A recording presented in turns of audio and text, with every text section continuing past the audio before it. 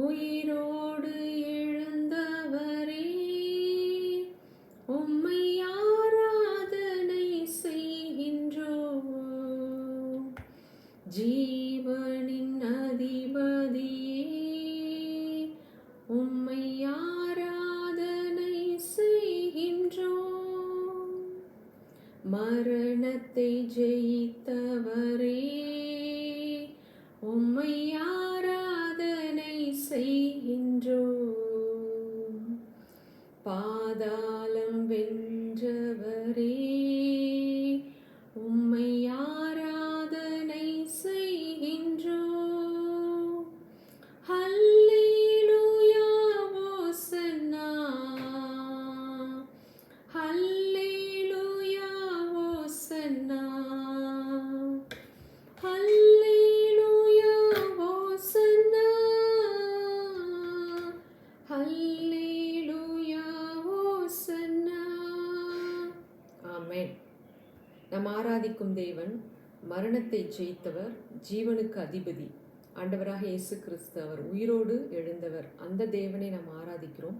So நாமும் கூட இந்த உலகத்தில் இந்த நாட்களில் மரண பயமும் மரண இருளும் சூழ்ந்திருக்கிற நாட்களில் ஜீவாதிபதியாக இயேசுவை நாம் ஆராதிப்பதினால் நாமும் கூட ஜெயிக்கிறவர்களாக இருக்கும்படி தான் ஆண்டவர் நம்மை முன்குறித்திருக்கிறார். நாம் பயந்து இருப்பதற்காக அல்ல, நமக்கு பயத்தின் ஆவியை கொடுக்கல, நமக்கு தைரியமும் பலமும் அன்பும் உள்ள தெளிந்த புத்தியுள்ள ஆவியை நமக்கு கொடுத்திருக்கிறார். ஸோ அந்த ஆவியை பெற்ற நாம் இந்த நாட்களில் அவருக்குள் இருந்த அந்த ஜீவனை பெற்றிருக்கிறோம். நாம் அவரே ஜீவனும் உயிர்த்தெழுதலும் ஜீவனுமாய் இருக்கிறேன் என்று சொல்லியிருக்கிறார். ஸோ நமக்குள் கிறிஸ்து வாசமாய் இருக்கிறதுனால நமக்குள்ள அந்த ஜீவனும் அந்த உயிர்த்தெழுந்த வல்லமையும் இருப்பதினால் நாமும் அவரை போல தைரியமாக இந்த உலகத்தில் மரணத்தின் அதிகாரியான பிசாசுக்கு எதிர்த்து நின்று அவனை முற்றிலுமாய் ஜெயம் கொள்ளும்படியான ஒரு நாட்களுக்குள்ளாய் நாம் வந்திருக்கிறோம். அப்போஸ்தலனாகிய பேதுரு ஆண்டவராக இயேசு கிறிஸ்துவை மறுதலித்து போன ஒரு அப்போஸ்தலன் அப்படின்றது நமக்கு தெரியும். ஆனால் அவர் அப்போஸ்தல நடபடிகள் 2வது அதிகாரத்தில் கிறிஸ்துவை குறித்த ஒரு பிரசங்கத்தை அங்கே பண்ணுகிறார். அந்த பிரசங்கத்தை கேட்டு ஒரே பிரசங்கத்தில் 1வது பிரசங்கத்தில் பார்த்தீங்கன்னா 3000 பேர் ரட்சிக்கப்படுறாங்க. ஸோ அந்த மேல் வீட்டு அறையில் பெந்தகோஸ்தே பரிசுத்த ஆவியானவர் இறங்கி அவங்க எல்லாரும் அந்நிய பாஷையில் பேசுகிறாங்க. ஸோ அங்கே இருக்கிற ஜனங்கள் அவங்கள மதுபான வெறி கொண்டு இந்த மாதிரி பேசுகிறாங்க அப்படின்னு சொல்கிறப்ப பேதுரு எழுந்து நின்று தைரியமாக அந்த இடத்துல பிரசங்கம் பண்ணார். முதலாவது அவர் பரிசுத்த ஆவியானவர் குறித்து சொல்கிறார். கடைசி நாட்களில் அந்த யோவேலின் தீர்க்க தரிசனத்தை சொல்லி அதுதான் இது. அப்போ அந்த கடைசி நாட்கள் என்பது அன்றைக்கு ஆரம்பமாகிவிட்டது, இப்போ கிடையாது, அன்றைக்கே அது ஆரம்பமாகிவிட்டது. ஸோ கடைசி நாட்களில் நடக்கக்கூடிய அடையாளங்கள் அழிவுகள், யுத்தங்கள், அது ஒரு பக்கம் இருந்தாலும் முக்கியமானது பார்த்தீங்கன்னா கடைசி நாட்களில் மாம்சமான யாவர் மேலும் அவருடைய ஆவி ஊற்றப்படும். ஹிந்துஸ், கிறிஸ்டியன்ஸு, முஸ்லீம் அப்படி கிடையாது, மாம்சத்தோடு இருக்கிற எல்லார் மேலும் ஆவி ஊற்றப்படும். அப்பொழுது குமாரரும் குமாரத்திகளும் தீர்க்க தரிசனம் சொல்வார்கள், வாலிபர்கள் தரிசனம் பார்ப்பாங்க, மூப்பர்கள் சொப்பனங்களை காண்பார்கள் என்று அந்த கடைசி கால தீர்க்க தரிசனத்தை பற்றி அவர் சொல்லிவிட்டு அடுத்ததாக ஆண்டவராக இயேசு கிறிஸ்துவை குறித்து ஒரு பிரசங்கத்தை பண்ணுகிறார். ஸோ ஒரே நேரத்தில் 3000 பேர் ஒரே நேரத்தில் அவங்க மனசு குத்தப்பட்டு ரட்சிக்கப்பட்டாங்கன்னா அது என்ன பிரசங்கித்தார் அப்படின்றத நம்ம பார்க்கும் பொழுது ஆண்டவராக இயேசு கிறிஸ்துவனுடைய பிறப்பு, மரணம், அவருடைய உயிர்த்தெழுதலையும் ஜீவனையும் குறித்து அங்கு மிகவும் தைரியமாக பேசுகிறார். ஸோ ஜீவனுக்கு அதிபதியாகிய இயேசு கிறிஸ்துவை குறித்தும் அவருடைய உயிர்த்தெழுதலை குறித்தும் அந்த இடத்துல அவர் பிரசங்கிக்கும் பொழுது அந்த ஜனங்களுடைய இருதயங்கள் குத்தப்படுகிறது. ஸோ இதுதான் கடைசி கால பிரசங்கமாக இருக்க வேண்டும் என்பதை அறிந்து கொள்ள முடியும். அந்த அளவுக்கு அந்த பரிசுத்த ஆவியானவரின் வல்லமையில நிறைந்து அவங்க ஜெபிக்கிறத பார்த்து கிண்டல் பண்ண மக்கள் அந்த அவருடைய பிரசங்கத்தை கேட்டு மனசு குத்தப்பட்டு அவங்க திரும்பி இருக்காங்க அப்படின்னா அப்போ அந்த பிரசங்கம் எதை குறித்தது என்பதை நான் பார்க்கும் பொழுது ஆண்டவராக இயேசு கிறிஸ்துவனுடைய மரணத்தையும் அவர் மரணத்திலிருந்து உயிரோடு எழுந்து ஜீவனுக்கு அதிபதியாக அவர் இருப்பதையும் அவருடைய உயிர்த்தெழுதலையும் குறித்து அந்த இடத்துல சொல்கிறார். அதை சொல்லும் பொழுது தான் அந்த ஜனங்களுடைய இருதயங்கள் குத்தப்பட்டு ஆண்டவர் பக்கம் திரும்பி வராங்க. ஸோ முக்கியமாக இந்த வசனங்கள் பார்க்கும் பொழுது 22 படிக்கிறேன். இஸ்ரவேலரே, நான் சொல்லும் வார்த்தையை கேளுங்கள், நீங்கள் அறிந்திருக்கிறபடியே நசரேயனாகிய இயேசுவை தேவன் உங்களுக்குள்ளே பலத்த செய்கைகளையும் அற்புதங்களையும் அடையாளங்களையும் நடப்பித்து அவைகளினாலே அவரை உங்களுக்கு வெளிப்படுத்தினார். நிறைய அற்புதங்கள் அடையாளங்களை செஞ்சு உங்களுக்கு வெளிப்படுத்தினார். ஆனால் நீங்கள் அவரை கொலை செஞ்சீங்க. அடுத்தது 24வது வசனம் சொல்லுது, தேவன் அவருடைய மரண உபாதிகளின் கட்டை அவிழ்த்து அவரை எழுப்பினார். அவர் மரணத்தினால் கட்டப்படக்கூடாது இருந்தது. நீங்கள் கொலை செஞ்சிட்டீங்க சிலுவையில், ஆனால் அவர் மரணத்தின் கட்டை தேவன் அவிழ்த்து விட்டு அவர் கட்டப்படக்கூடாது இருந்தது. அவரை மரணம் தொட முடியல, கட்டப்படக்கூடாது இருந்தது. அவரை குறித்து தாவீது சொல்லிய வார்த்தைகளை அங்கு சொல்றார்.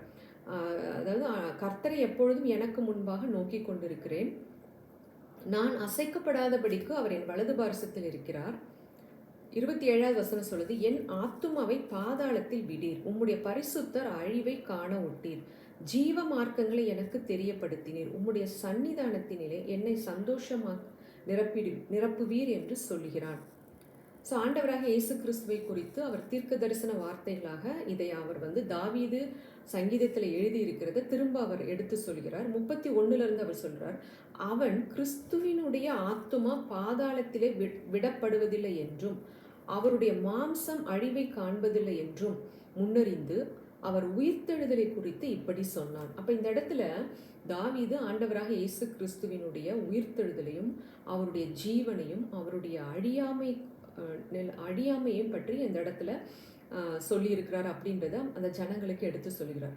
ஸோ கிறிஸ்துவின் மரணம், அப்புறம் அவருடைய உயிர்த்தெழுதல், அவருடைய ஜீவனை குறித்து இந்த இடத்துல அந்த ஜனங்களுக்கு சொல்லும் பொழுது 32 அவர் சொல்றாரு, இந்த இயேசுவை தேவன் எழுப்பினார், இதற்கு நாங்கள் எல்லோரும் சாட்சிகளாக இருக்கிறோம் அப்படின்னு சொல்லிட்டு தொடர்ந்து அவரை குறித்து இருந்த தாவீதுடைய வசனங்களை சொல்கிறார். பிதாவின் வலது பாரசத்தில் அவர் வீற்றிருக்கிறார், சத்துருவை பாதப்படியாக்கி போடும் வரைக்கும் நீர் என் வலது பாரசத்தில் வீற்றிடும் அப்படின்ற வார்த்தைகள் சொல்லிவிட்டு, ஆகையினால் நீங்கள் சிலுவையில் அறைந்த இந்த இயேசுவையே தேவன் ஆண்டவரும் கிறிஸ்துவாக்கினார் என்று இஸ்ரவேல் குடும்பத்தார் யாவரும் நிச்சயமாய் அறிய கடவர்கள் என்றான். இதை அவர்கள் கேட்டபொழுது இருதயத்திலே குத்தப்பட்டவர்களாகி பேதுருவையும் மற்ற அப்போஸ்தலரையும் பார்த்து, சகோதரரே, நாங்கள் என்ன செய்ய வேண்டும் என்றார்கள். பேதுரு அவர்களை நோக்கி, நீங்கள் மனம் திரும்பி ஒவ்வொருவரும் பாவ மன்னிப்பு கண்டு இயேசு கிறிஸ்துவின் நாமத்தினாலே ஞானஸ்தானம் பெற்றுக்கொள்ளுங்கள், அப்பொழுது பரிசுத்த ஆவியின் வரத்தை பெறுவீர்கள். இப்போ இந்த இடத்துல நம்ம முக்கியமாக தெரிந்து கொள்ள வேண்டிய விஷயம் என்னவென்றால், இன்றைக்கு நடக்கக்கூடிய காரியங்கள் கடைசி நாட்கள் என்று சொல்லப்படுகிறது. அப்போ கடைசி நாட்கள் என்றால் நாம் என்ன செய்ய வேண்டும் என்று பார்க்கும் பொழுது, பரிசுத்த ஆவியானவரின் கிரியை பலமாய் இந்த நாட்களில் செயல்படும் என்பதை அறிந்து கொள்ள வேண்டும். ஸோ நமக்குள் ஊற்றப்பட்ட அந்த ஆவியானவரின் வல்லமையினால் நாம் இயேசு கிறிஸ்துவின் உயிர்த்தெழுதலையும் ஜீவனையும் நாம் இன்னும் அதிக ஆழமாய் அறிந்து கொள்ளக்கூடிய நாட்களுக்குள்ளாய் வந்திருக்கிறோம். ஸோ இன்றைக்கு மரணம் இருக்கும் பொழுது, எங்கு பார்த்தாலும் மரணத்தை பற்றிய பேச்சும் அழிவை பற்றிய பேச்சும் இருக்கும் பொழுது, ஜனங்களுடைய இருதயத்தில் ஒரு மாற்றத்தை, அவர்களுடைய இருதயம் குத்தப்பட்டு தேவனிடத்தில் திரும்ப வேண்டுமென்றால் நாம் பிரசங்கிக்க வேண்டியது கிறிஸ்துவின் ஜீவனையும் அவருடைய உயிர்த்தெழுதலையும் நாம் பேசும்பொழுது அந்த இடத்துல உயிர் மீட்சி நடக்கிறது. ஸோ ஜனங்களுடைய இருதயங்கள் மாற்றப்படுகிறது. அப்போ நாம் இன்றைக்கு பேச வேண்டியது என்னவென்றால், அவர் மாம்சத்திலே வெளிப்பட்டு தன்னுடைய மாம்சத்தில் அடைந்த மரணத்தினாலே மரணத்தின் அதிகாரியான பிசாசை அழித்து ஜீவ காலமெல்லாம் மரண பயத்தில் பிடிக்கப்பட்டவர்களை அவர் விடுதலையாக்கி விட்டார். மரணத்தை பரிகரித்து ஜீவனையும் அழியாமையும் அவர் வெளியரங்கமாக்கினார்.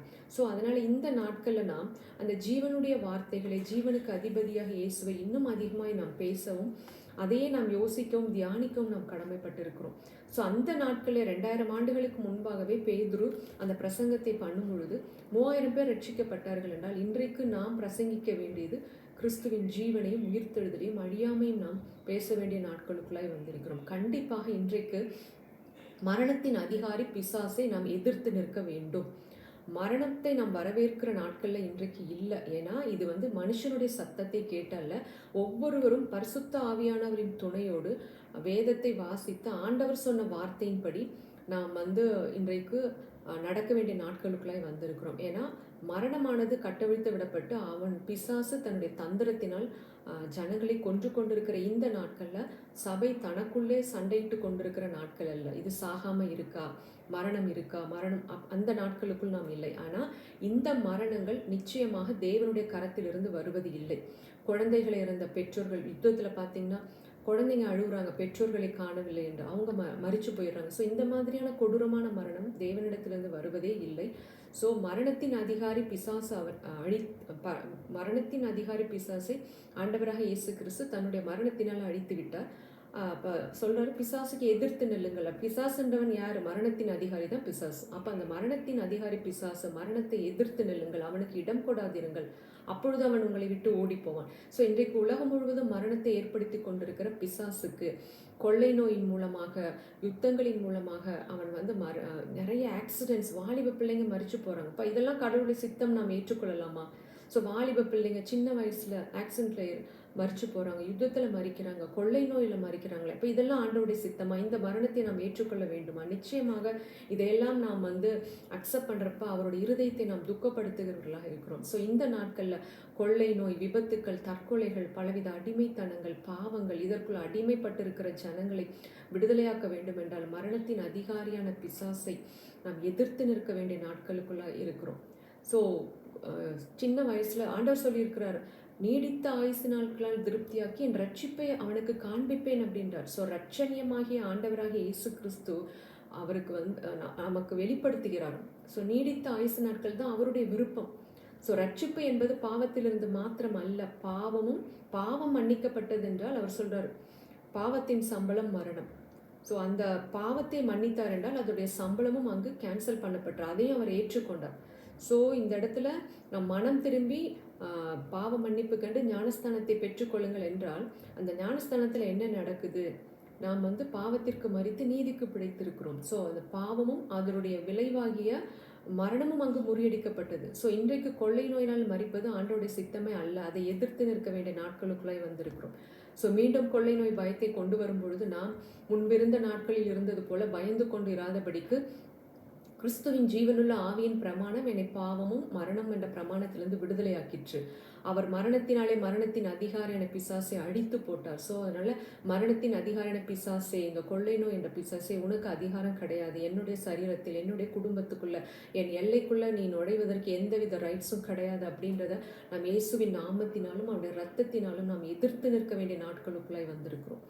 ஸோ இந்த நாட்களில் அவருடைய ஜீவனையும் உயிர்த்தெழுந்த வல்லமையையும் அவருடைய அழியாமையும் சாகாமையும் நாம் இன்னும் அதிகமாய் பேசவும் யோசிக்கவும் தியானிக்கவும் வேண்டிய நாட்களுக்குள்ளாய் நாம் வந்திருக்கிறோம். ஸோ கடைசி நாட்களில் அங்கே அழிவு நடக்கும், இங்கே அழிவு நடக்கும், இதை பற்றி பேசி கொண்டிருக்கிறாமல் அப்போஸ்தலனாகிய பேதுரு கடைசி நாட்களில் என்ன நடக்கும்ன்றத ஜனங்களுக்கு அவர் அந்த யோவேலின் தீர்க்க தரிசனத்தை சொல்கிறார். ஸோ இன்னும் அதிகமாக பரிசுத்த ஆவியானவரின் வல்லமை நமக்குள் ஊற்றப்பட்டு மிக அதிகமாக முன்பை காட்டிலும் அதிகமாக கிரியை செய்ய வேண்டிய நாட்களுக்குள்ளாய், கிரியை செய்து கொண்டிருக்கிற நாட்களுக்குள்ளாய் நாம் வந்திருக்கிறோம்.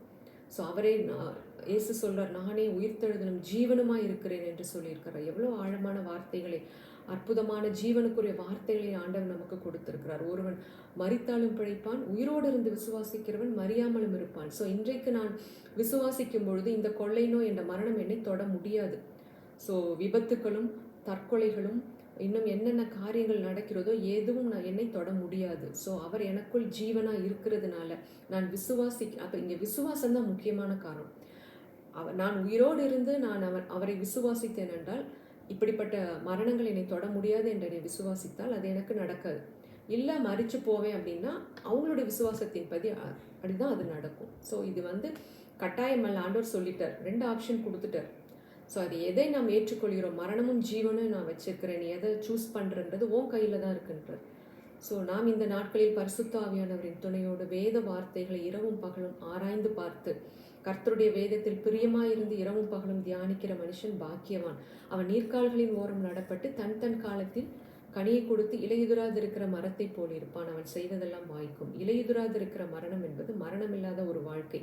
ஸோ இரவும் பகலும் கர்த்தருடைய வேதத்தில் தியானமாக இருக்கும் பொழுது மனித சத்தத்திற்கு பயப்படாமல், அவங்க என்ன சொல்லுவாங்க, இவங்க என்ன சொல்லுவாங்க அப்படின்ற மனித சத்தத்திற்கு நாம் கீழ்ப்படியாமல் ஆண்டவருடைய சத்தத்திற்கும் பரிசுத்த ஆவியானவரின் வல்லமைக்கு நம்மை ஒப்பு கொடுத்து அவருடைய சத்தத்தின்படி கீழ்ப்படிந்து வேத வார்த்தைகளை நாம் இரவும் பகலும் தியானிக்கும் பொழுது நிச்சயமாக அவர் நமக்கு போதிப்பார்.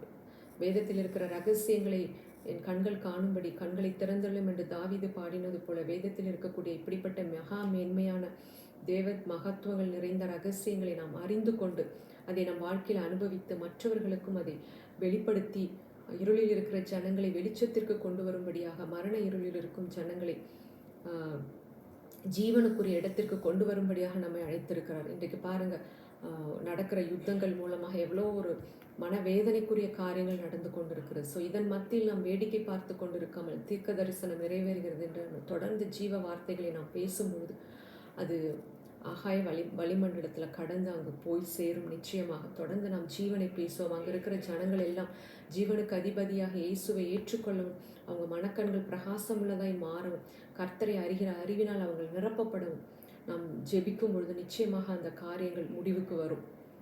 பாருங்க, அந்த ஈரான் தேசத்திலையும் இஸ்ரவேல் தேசத்திலும் ஜனங்கள் கிறிஸ்துவை குறித்த அந்த வெளிச்சம் இருந்திருந்தால், அந்த உலக தலைவர்கள் மனசுல அந்த கிறிஸ்துவின் அன்பு இருந்தால் எப்படி மனிதர்களை இப்படி கொன்று குவிக்க முடியும்? அழகான பட்டணங்கள்லாம் நொறுங்கி விழுகிறத பார்க்கும் பொழுது, நம்மளுடைய மனதை வேதனைப்படும் பொழுது, நம்மை உருவாக்கிய தேவன், அன்பே உருவான தேவனுடைய இருதயம் எவ்வளவு துக்கப்படும்.